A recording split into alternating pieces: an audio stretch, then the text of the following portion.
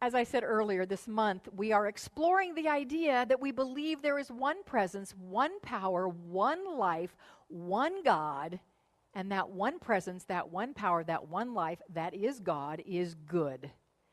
That's a fundamental tenet of our Science of Mind teachings. I read a passage in our textbook from it this morning. There are many passages in things that Ernest wrote that talks about that. And it is fundamental to our religious science teachings. It is fundamental to unity, to divine science, to all the new thought. And actually, it is ancient wisdom that there is one presence and one power and one life. And that is God, and that is good. That is what we believe. And I believe that in my heart of hearts and my soul of souls. I believe that to be true.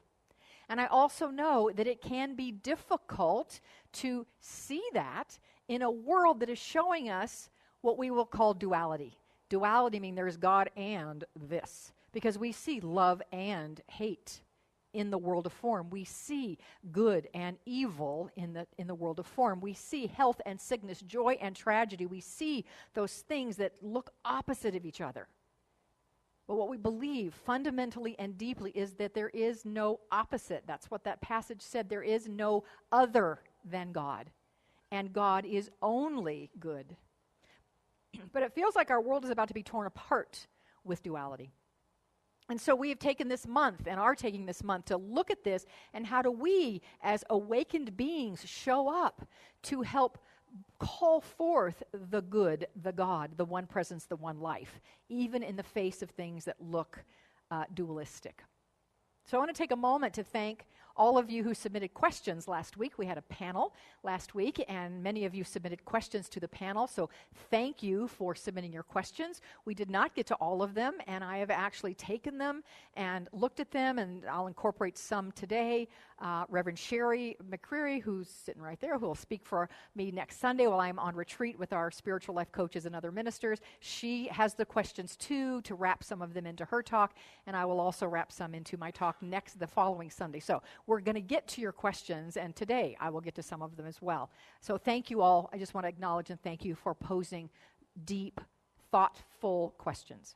I also want to take a moment to appreciate and honor the beautiful panel that we had last Sunday. And if you were on that panel in either first or second service, would you please stand so that we can acknowledge you right here again and love on you? Thank you so much.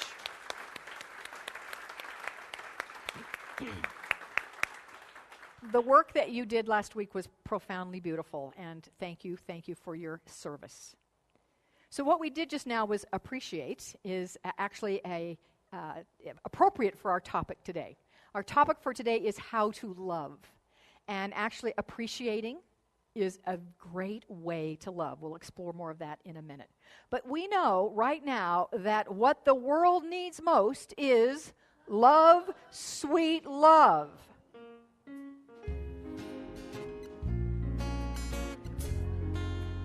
Oh, you could do it. That's the only thing that there's just too little of. What the world needs now is love, sweet love. No, not just for some, but for everyone. Okay, that's all we're going to do with that. But good job. Nicely done. Good job. So here's your trivia question for the day. Who made that popular? Okay, Dionne Warwick. Very good. But who did it first? Jackie DeShannon. What year was it? Anyone want to take a stab at that? 1965. So we are showing our age, those of us who know that song. All right. So in the words of Ernest Holmes from his book, What Religious Science Teaches, he said, if we would look for a God of love, we must look long and deeply into each other. Let me say that again. If we are to look for a God of love, we must look long and deeply into each other. We must look away from the differences until we penetrate into the unity of the whole. Love alone reveals love. Today, we're going to look at the question, what do we do when it's hard to love, when it's difficult to love?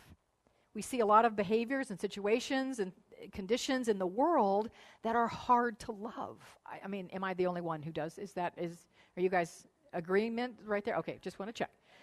So I heard a great answer to that question. I actually shared it last week as I introduced this topic, but I want to share it again today. I was at Agape at their annual, it wasn't at this, it was at the center actually, Revelation. They do an annual big event called Revelation. Agape is a New Thought Center, beautiful New Thought Center in California, run by the Reverend Dr. Michael Beckwith. And so I was at Revelation, and I heard amazing speakers. I mean, just a week of amazing speakers. And really, there's only one that what he said stuck with me. And actually, it was his last line that stuck with me, that I have remembered 6, 7, however many years ago it was. I still remember it. And the person's name, the person who said this was Van Jones. Van is an author, a commentary, a political figure, and a deep thinker and a high and holy thinker in oneness. And he said, he ended his 2-hour talk with, when it is hard to love, love harder. And that just struck me at my core. Now, I cannot honestly, if I were to be honest with you, say I have always done that. I haven't always done that. But I'm energized and enthused and recommitted, even here today, to practice that even more fully. And my invitation for all of us is, how can we do that in a tangible way? So I'm going to give you some ideas today. I promise some tangible ideas for how we can love in the face of world situations and things that it's difficult to love.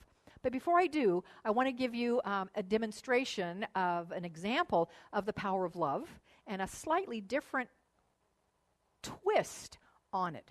So research was done on a phenomenon that happens, and they studied what happens and then wrote about it in a book called The Quest, A Journey of Spiritual Rediscovery.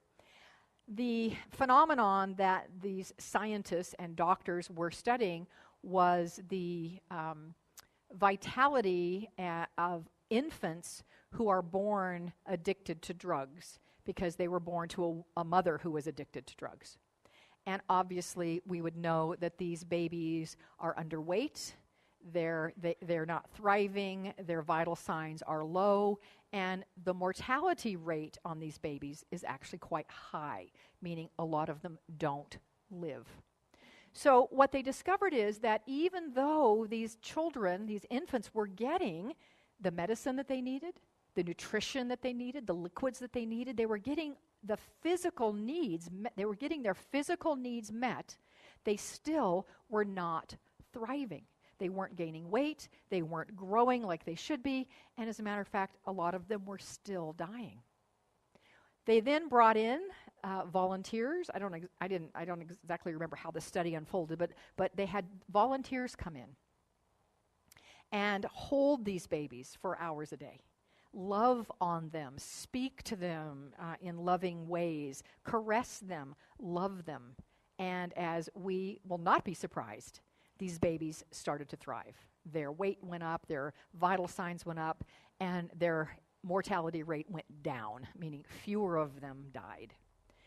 So clearly, we get that love, giving someone love, is a way to support them and help them, and even help them physically heal. We could say that the love that these babies got activated the enzymes and the hormones and whatever else the systems in the body were needed to get kicked into action, that receiving love kicked all that into action. And that's what the scientists said. That's the discovery was that because of the love that was given to these babies, they started developing normally.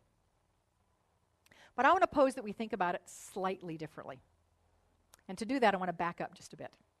So we believe in Science of Mind and in our New Thought teachings that we are already whole, perfect, and complete. We all already are that. There is nothing that needs to be added to us to make us more whole or more perfect or more complete.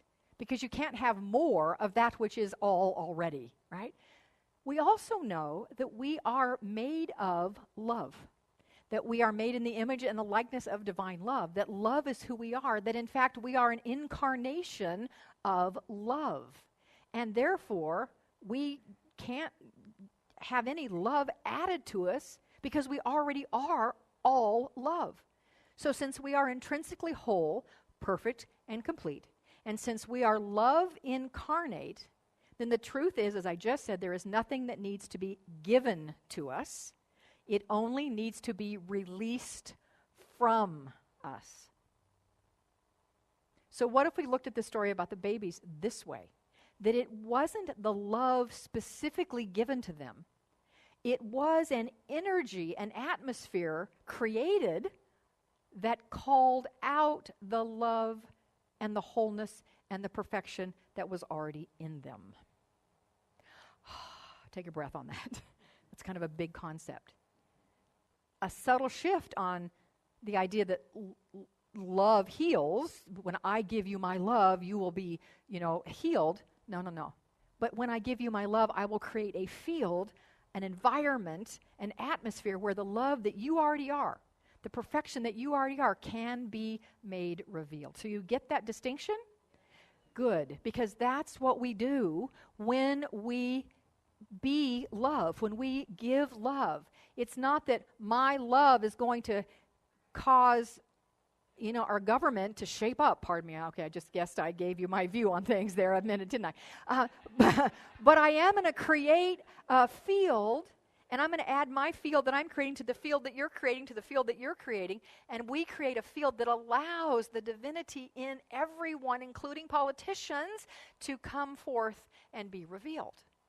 So when I talk about love today and how to love even when it's hard, I want to talk about very tangible things, because I actually believe that love is a verb. It isn't, it is a feeling. Yes, of course, it is a feeling, but it's a verb. It's an activity. And what we need to do to help heal our planet is to be engaged in activities of love, to create the field, to release the barriers that are in front of some people of their divine, unique, and beautiful love essence. Rumi, the gorgeous Sufi mystic, said, "Your task is not to seek love, but merely seek and find all the barriers within yourself that you have built against it." And a lot of people in this world have built barriers against love. When we create this atmosphere, this field, this environment of love, we help them take down their barriers. So that is what we're going to do today, because that's, again, that's nice theory, that's great theory, but if we don't actually put it into action, if we don't create love as a verb, then it's just a nice theory and it's a nice thing to talk about, but we don't make change. So I'm going to read a couple of questions that came last week that I think will be answered today as we look and explore some very tangible ways to love. So here are some of the questions, and I thank you if you're sitting out here and if you posed any of these.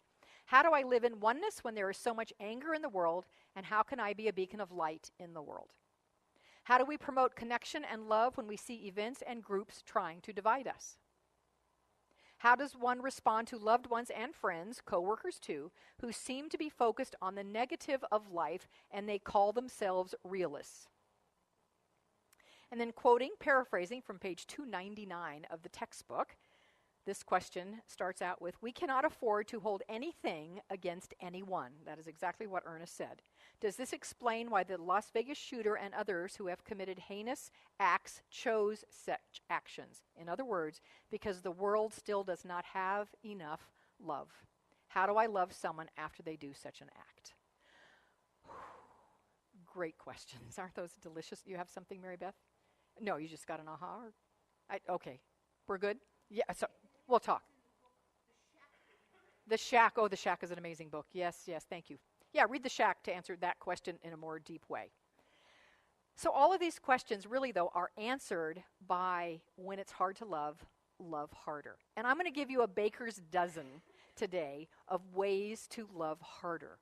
But what I will say before I bring them to you is that here's a suggestion, global suggestion.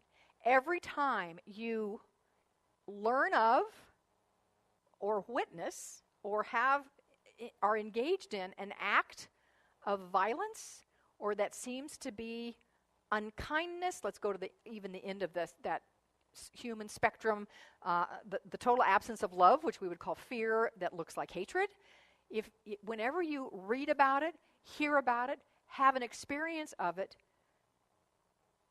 retaliate with an act of love and unity. Retaliate with an act of love and unity. Now, it may not be directly related to that thing. It might be, but it might not be. It doesn't matter because we're creating a field. We're creating an atmosphere. We're creating an environment of love. So for every time you hear of or see or experience an act that is something other than love, you be the one to retaliate with an act of unity and love. So that is your big mission, and I'm going to give you some ways on how to do that. Are you up for that mission? Tell me. Thank you. Thank you. So I love the internet. I don't know how ministers created sermons before there was an internet. It was a lot harder. I will just tell, I did it. I did it for many years. It was just a lot more difficult, and now we have just, resources and ideas and information everywhere, and you just have to Google it. And so I put into the magic Google, getting ready for today, and ways to bring more peace to the world. And oh my gosh, there is so much. I would encourage you to do that on your own. Jump online and just ask the question, how to bring more love or peace into the world. And you will see a list of 31 ways, a list of 10 ways, a list of 101 ways. Some are the same, many are different. So that's what I did. So I could stand up here, I'm going to give you 101 ways to love, but I want to get the tribe back up here eventually. So I'm not going to do that, but instead, good. Who said good? John.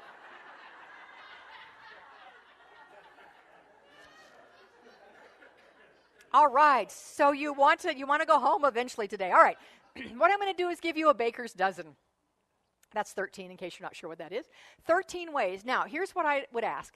Don't try to write them down because I'm going to go through them fairly quickly. Some I'll explain a little more than others, but don't try to write them down because then you'll be thinking and you'll be missing what I'm saying. And we will post these on the website and on Facebook. So you can go tomorrow, Tuesday probably for Facebook, by Tuesday for sure, on both places, you can go find this list, all right? So you don't have to write it down, because what I would rather have you do is be in the energy of these things. And it's also on the live recording. Thank you, very good. Yeah, so you can listen to this again on podcast and hear it again. Thank you, Amy, for that reminder. Perfect. I love how supported I am up here. It's just perfect, yes. It's because I want you, rather than writing down, I want you to feel into what would your life feel like, and what would life feel like if people were doing these things, right? So just feel into the beauty of that and the power of that. So here we go. Number one is, again, I said some will get a little more explanation than others. This first one, the other thing I want to say is some of these things you've heard before. You've clearly heard before. The question I will pose is, are you doing them? Are you doing them on a regular basis? The second one thing is that there are some things that you've probably never heard of before. And then that question is, would you be willing to do them? So yes, got it? Yeah. All right. So the first thing is something I'd never even thought of before, never heard of, but it was on one of the 101 lists or the 31 list, I don't remember. But it is this. How about you put a $5, $10, $100 bill, whatever you want, in your hand, and you walk up to a total stranger, and you say, I just want to tell you that you look awesome, or that your energy is amazing, or that you're a vibrant person. I love your energy, and have a nice day, and walk away. Oh, look at all of you like, one person thinks that's fun. The rest of you are like, oh, dear me, I don't know. First of all, that's my hard-earned money I'm going to give to a stranger. I don't think so. Second of all, walking up to a stranger, they're going to think I'm nuts. They're going to think that I want something from them. They're going to think I'm accosting them. So what? Just get over all of that and just give that a shot. I think that's an amazing idea. I've never heard of it before, and I'm going to do it. I love it. I love it. A total stranger, hand them some money, tell them they're awesome, have a good day, leave. Get out of there. All right. So, boom, boom, in and out. Next one, number 2 is when you see a police officer, firefighter, serviceman or woman, nurse, doctor, EMT, any of those jobs where they put themselves on the line or they give fully of their heart to serve humanity, the physical needs of humanity. Whenever you see one of those people, just walk up and say thank you. Just walk up and say thank you, because honestly, they don't get it enough. They get it some, but they don't get it enough. So just say thank you for your service. Thank you for keeping us safe. Thank you for supporting, a person like you supported my mom when she was in the hospital. Thank you. When you see somebody in scrubs, thank them. When you see a firefighter in a group of firefighters, they always travel in right? And the police officers do too. You go to lunch and you see a bunch of them. Go up and say thank you for your service. That's number 2. Number 3 is, and there's a subtlety in this one I want to make sure you get. I didn't point it out to first service, and someone reminded me it's important to point this out. The question is, how may I help you? Or what may I help you with? Not, may I help you? Because may I help you is a yes or no answer, and it's really easy to say, no, I'm fine. But if you say, how may I help you? What may I help you with? Then they have to think of something, right? Big difference. So if you know of someone who's having a hard time right now, is under a little extra pressure, something's going on, how about if you reach out and say, how may I help you? Or if you see a stranger struggling with something, a heavy box they're trying to carry, loading a bunch of groceries in a car, and they got 3 little kids who are starting to, break loose and run away from the car. That one you might not even have to say, how may I help you? Just jump in and help. Just jump in and help. That's number 3. Number 4, another little twist on something that you've probably done before. Offer to buy a homeless person food from the grocery store. So oftentimes they're hanging out in front of a grocery store. And sometimes they will even ask for money, right? And oftentimes we'll give them something, or that we won't want to give them money, and so we say, no, we don't have it, and sometimes we really do have it, and sometimes we don't. Or we just walk by really fast and like this, so we don't get eye contact. But what if, rather than having them ask you, you actually walked up to someone and said, is there something in here that I could get for you? A sandwich, something to drink? Oh, what an amazing thought. I had a version of this, not completely this, but a version of this not too long ago in front of Safeway. I still do go in Safeway, carefully. Many of you know what that means. Some of you don't. It's okay. Right. I carefully go in Safeway with low shoes on. And there was a woman in front of Safeway. She had clearly done this before, but that's okay. She asked me if I could get her something. And I said, yes, I would absolutely be happy to get you something. And I said, what would you like? So she said, I forgot now, a sandwich. Okay, happy to. Oh, and could you get me some milk? Yes, be happy to. And how about a bag of chips? Yes. And some cookies. And so now the list is getting kind of long, and I'm having a hard time remembering. And she sees my face, and she says, and this is the part where I realize she's done this before, and it was okay. She said, you know what? They actually have gift cards in there for Safeway, so you could just get me a gift card, and then I could come in and get whatever I want. And I thought, well, that's quite clever, actually. Good job. I said, you stay right here. I'm going to be a few minutes, but you wait for me right here, and I will do that. And I got a $25 gift card, and I brought it back, and she was there, and we had a lovely little moment. We had a little moment. It was very sweet. So it would even have been sweeter if I had offered that to her before she had to ask me.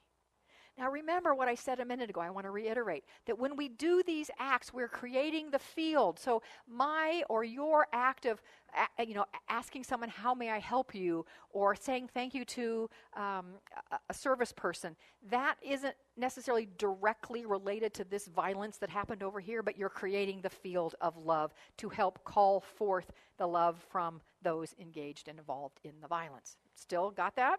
Clear on that? Good. Okay. Now, let's talk about some things that might be a little difficult to do. Number 5, do a 30-day meditation to forgive someone you're angry with or upset with, personally or perhaps more out in the public eye. 30 days of forgiveness. Wow. Wouldn't that be cool? If you spent 30 days forgiving, you will change the field of your life and the field of our world. Rumi said, beyond my belief of right and wrong, there is a field. I will meet you there. When you engage in forgiveness, you go play on that field. That's the field we want to play on. So one thing I would suggest, one of our beloved members, Leah Holtzman, has written a book, a workbook on forgiveness. Go to the bookstore, buy her book, and work through it for the next 30 days. That would be really powerful. See? It's awesome. It's an awesome book. Go get it. All right, number 6. Let me just ask this. Has anyone ever in their life done anything that perhaps hurt another? Never. I've never done it. I've never hurt another soul as long as I've lived. Yeah, of course. Get your hands up. Come on. Tell me the truth. Right. What if you went to that person and admitted that what you did hurt them? That what you did was unloving? And that what if you said, I recognize that the blah, blah, blah, blah, blah, blah, blah that I did or said or didn't do or didn't say was unloving and hurtful. And I want you to know that I really regret that I did that. And I am truly from my heart sorry. And then, here's a twist, stop it there. Do not do the next thing that we tend to want to do. What is that?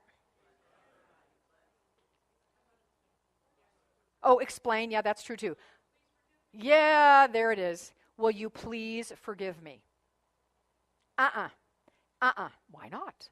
Well, here's my take on this. When you ask someone to forgive you, think about it. Who is that for? Yeah, right? Isn't that to make me feel better? Because if you forgive me, then I feel better. So that's about me. I'm thinking about me in that moment.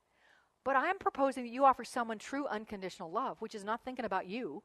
It's thinking about them and their heart and their feelings. So when you genuinely apologize to someone and acknowledge that what you did was unkind and unloving, and you stop it there and don't say, please forgive me, that, in my book, is a high and holy act of self-responsibility and love. So just think about that one a little bit, so that's a little bit of a different twist on how we often apologize. All right, number 7. We did this verbally a minute ago, but I'm going to suggest you do it physically. Write someone a letter of appreciation. Now, I don't mean get a Hallmark card and sign your name and send it. I mean sit down, think about it, hand write it. Think about why you appreciate them and tell it in the letter. Be specific. This is why I appreciate you. When you did blah, blah, blah, when you said yet-da-da, when you did-da-da, I so appreciate that. Tell them specifically why. In a handwritten letter with a handwritten envelope, we don't get those anymore in the mail, right? Who gets a handwritten letter in the mail anymore? Not that often. Except actually the prisoners that Lonnie writes to, they all get handwritten letters from him because he believes the handwritten is so important and personal. Be a lot easier. He writes to a lot of guys and women. It will be a lot easier and quicker for him to type them, but he doesn't. I see him. I come home sometimes at night late at night from church class here, and there he's at the table with 3 letters from 3 different guys and his responses, and he's writing letters. So write a letter of appreciation. Number 8 is the same thing, only verbal, and this is exactly what we did before. Be lavish with your verbal praise. How many times do you, when you're interacting with someone or past someone, you think something to yourself like, oh man, that was really great that they just did that. Or they look so great. They're making that dress look hot today. Or, whatever. You think something really nice, but it doesn't come out of your mouth. Doesn't that happen? Doesn't that happen a lot? Well, how about letting it come out of your mouth? I skipped number 9 in first service. That's really funny. That is really funny because I was a little hesitant to say it because I didn't want it to seem self-serving. So I didn't say it at all. But I'm saying it to you because I'm seeing it here. Here it is. Don't just wish somebody happy birthday on Facebook. Text them, call them, send them a card. Now, I say self-serving because it happens to be my birthday this week. So I'm not...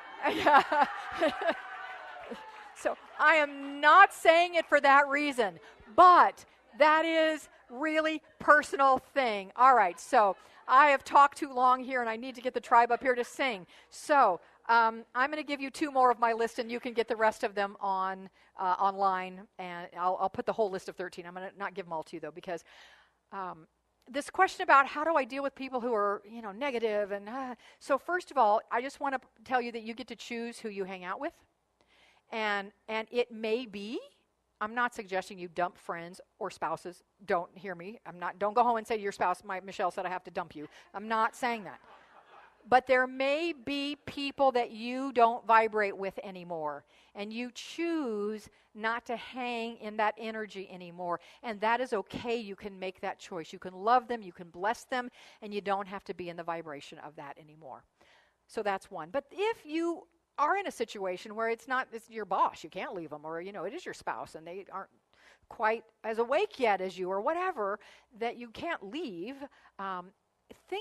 create a list for yourself of things that you could talk about, that you could bring up to take the conversation in a different direction, that change the trajectory is what I was going to say.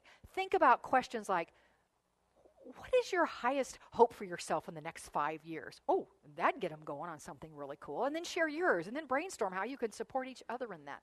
A couple of other ways to do that. I'll make sure that that I put them up on the internet. The last one I want to tell you about, Pam, actually, after last Sunday, Pam Marita, when we talked this week, told me something that spurred this idea. And what she told me was that and I'm not on Facebook, so I didn't know this, but Cerise Patron, who is one of our singers here, member here, in response, in a loving retaliation to the shootings in Las Vegas, is doing 59 days in remembrance of the 59 people who died. Every day, she and her family are doing an act of kindness. And then they're posting it on Facebook and posting pictures of what they've done. What a beautiful way to respond to an act of violence with an act of love. So I'm going to tweak that a bit and give you this suggestion. So today begins our 40 days of gratitude. We do this every year, 40 days before Thanksgiving. You can pick, which starts today. Today is 40 days before Thanksgiving. Pick up a book in the foyer. Pick up a book and do your 40 days of gratitude, but with a little tweak, which is not in the book because we just came up with it. So it has 10 lines to write down 10 things you're grateful for. I want you to only write down 9 things you're grateful for. And on line 10, I want you to write down an act of love that you have done that day, if you're filling this out at night, or that you will do that day if you're filling it out in the morning. So we will have not only 40 days of gratitude, but 40 days of being love. So are you up for that?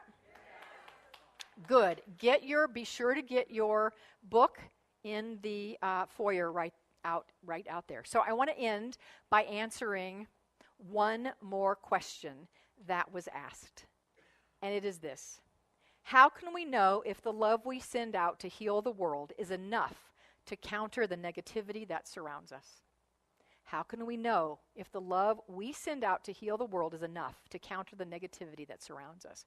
How can we know? To me says like no in my head, and in my head I can't know that.